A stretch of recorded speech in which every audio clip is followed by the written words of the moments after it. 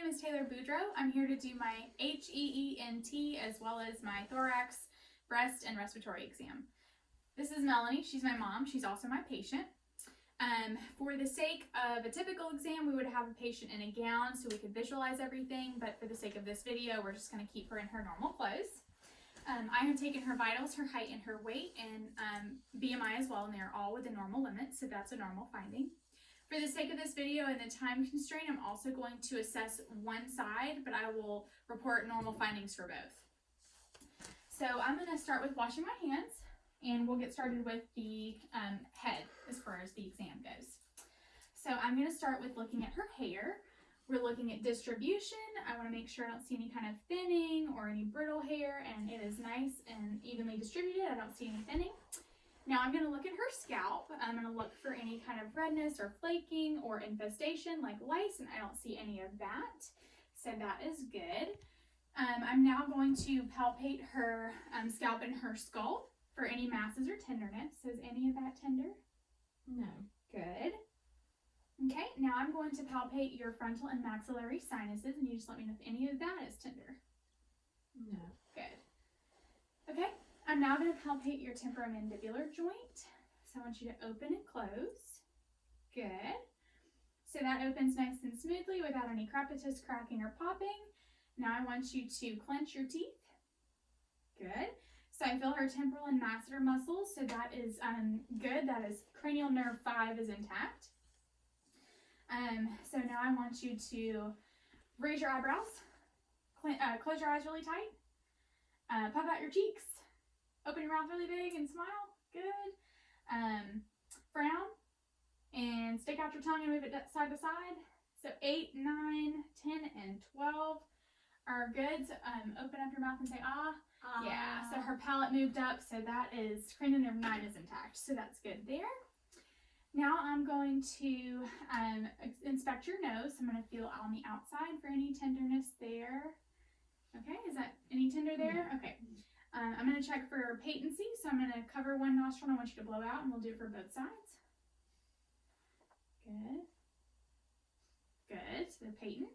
I'm going to look inside your nose. So I don't see any foreign body or obstruction. Her turbinates are nice and pink. Her septum is nice and midline and not deviated, so that is a normal finding. I want you to open your mouth for me. Good. Mucosa is nice and pink.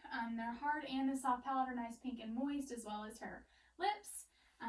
Teeth are nice and intact. I don't see any signs of decay. I see some dental fillings, but other than that, everything looks good. Her gingiva is nice and pink and moist. I don't see any signs of deterioration of the gums or anything like that. So that's good. That's a normal finding. Now I'm going to look at your eyes. So I'm going to look at your eyelids, your eyelashes, your eyebrows, and look for symmetry, redness, drainage, any signs of abnormality there, and they look normal.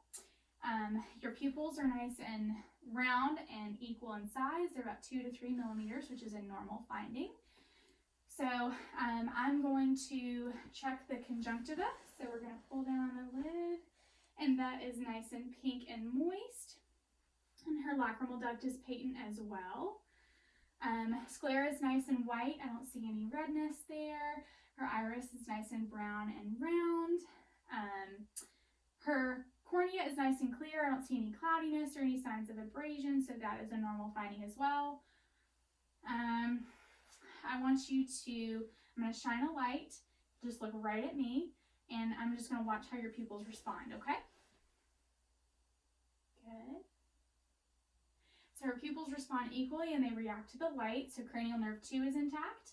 Now I want you to follow my pen all the way to your nose, okay? Good. So her eyes did cross, so cranial nerve 3 is intact, and that is positive for accommodation.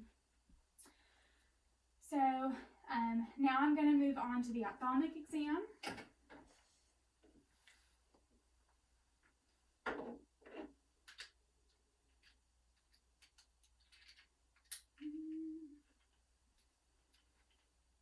Okay. So I want you to look right at me. Good. And I see a red reflex. And now I'm going to visualize her optic disc. It is nice and salmony pink. The margins are nice and sharp and well defined. Blood vessels don't show any signs of narrowing or hemorrhage. And I see the macula as well, and that is all a normal finding. We're going to test cranial nerve 1. So I want you to close your eyes and I want you to identify these smells for me. Coffee. Good.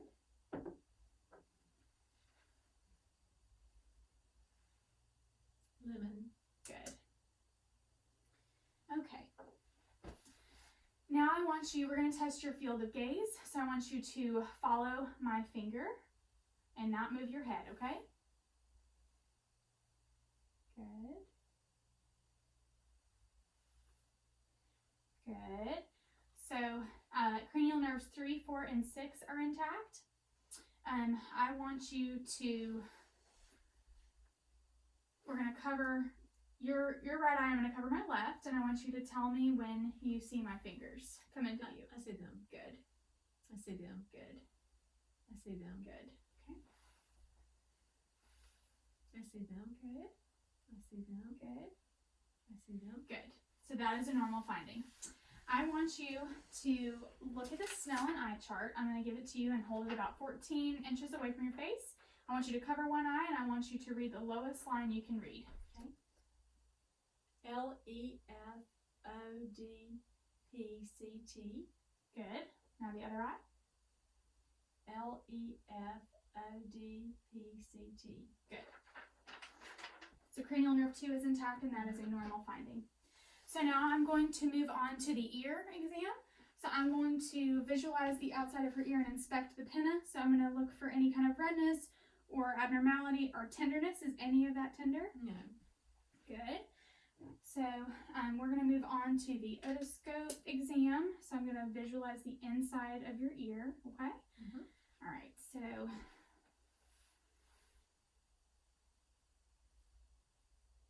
the canal is nice and patent, no foreign bodies present. Her tympanic membrane is nice and translucent and pearly gray. There are no signs of bulging or infection or redness. And I can see the malleus bone, so that is a normal finding. And the cone of light is seen at 5 o'clock.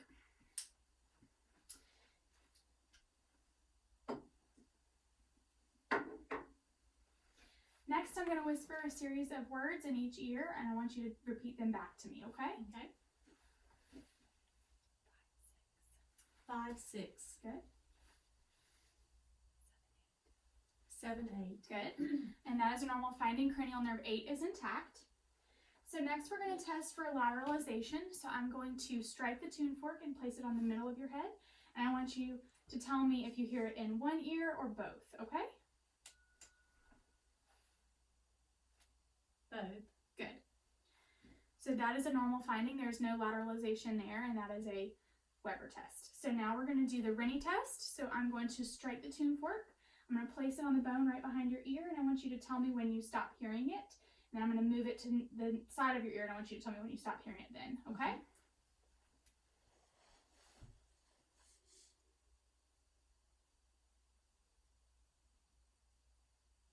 Okay, I know over here. Good. So air conduction is longer than bone conduction, and that is a normal finding. Based on the way she's talking and articulating, we can assume that cranial nerves 5, 7, 10, and 12 are also intact. So that is also a normal finding. Now I'm going to move on and inspect her neck.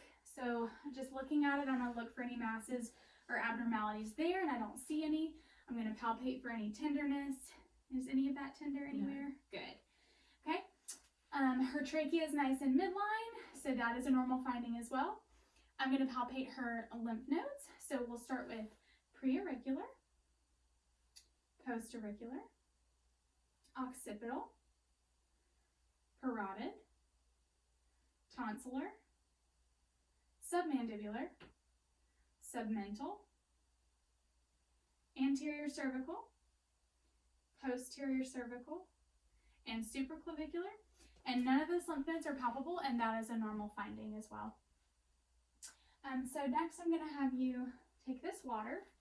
I'm going to stand behind you, and when I say I want you to take a sip of water and swallow. I'm just going to feel your thyroid, okay? Okay, take a sip. Good. So I did not feel any abnormalities within her thyroid. I did not feel any nodules, and that is a normal finding as well. So now we're going to move on to the thorax and the respiratory portion of the exam. So I'm going to step behind you, and I'm going to palpate and just feel on your back and press a little bit, and you tell me if any of this is tender. No. Good. Good.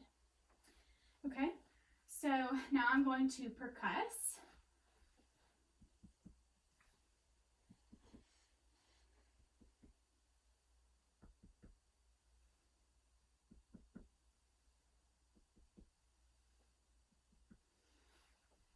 So upon percussing, I hear resonance, which is a normal finding because we are percussing over the lung space.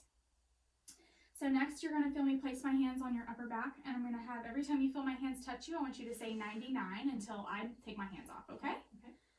99, 99, 99, 99, 99. Good. So I feel the vibrations bilaterally and symmetrically throughout, so that is a normal finding as well. So I'm going to be placing my hands at about the 10th rib space, and I want you to take a deep breath in and out. So chest rises symmetrically, and her AP lateral ratio is normal, and that is a normal finding as well. So now we're going to percuss for diaphragmatic excursion. So I want you to take a deep breath in and hold it.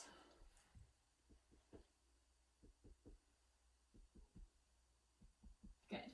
And you can let it out. Oops. Okay. Now I want you to take a deep breath in and another deep breath out and hold it.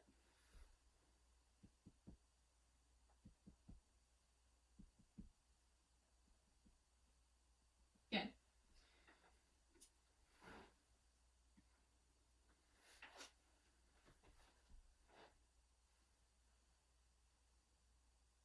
So that's about 4.5 centimeters, and that is a normal finding. 3 to 4 is the average, or 3 to 5 is the average. 7 to 8 centimeters in very well-conditioned athletes. So that's a normal finding. Now I'm going to auscultate your lung sounds. So I want you to just take a deep breath when you feel my stethoscope on you, okay? Okay.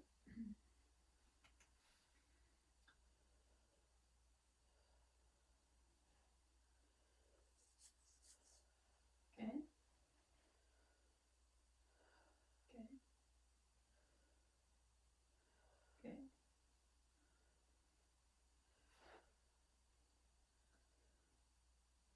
Good. I'm going to come around and listen to your breath sounds on the front, okay? Good.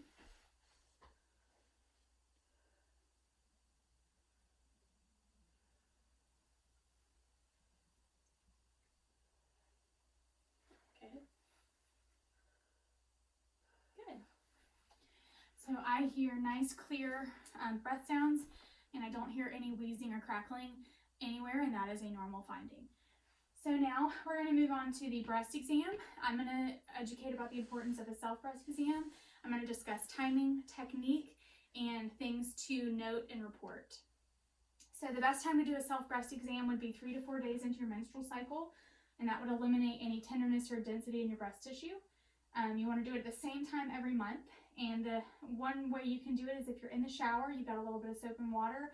That provides a little bit of slip so you can move in a more systematic manner. So you want to raise the arm up on the side that you're doing your breast exam. You want to start at the nipple, and you want to move out in a circular motion, and you want to use about a medium, pressure, and you want to move in a circular pattern all the way out and up into the axillary area, and you want to feel even the lymph nodes under your arm. You want to know any kind of lumps or any kind of changes, and like I said, doing that at the same time every month will give you an idea of what your normal is. Some things to note that would be more concerning would be a hard, unmovable mass, but again, any kind of finding that's new or different for you is something to talk to your doctor about. Any other signs that would be important to note would be nipple inversion, new nipple drainage, orange peel appearance to the skin on the breast, Any kind of redness, warmth, heat, or hard unmovable masses, again, is something to note. And even if you note that even the lymph nodes under your arm are swelling or tender, that's something to note too. For males, we also want to encourage breast exams at the same time every month. Of course, it doesn't have a relation to a menstrual cycle, but doing it at the same time every month would give you an idea of what your normal is and the importance of detecting anything as it comes up. And so I think that concludes my assessment. I think one thing that I did miss when I was doing the eye exam was when using the light, I would look for corneal light reflex, and you would want to see that the light is reflected symmetrically in both eyes. But other than that, I think that concludes my assessment. Thank you very much. Thank you.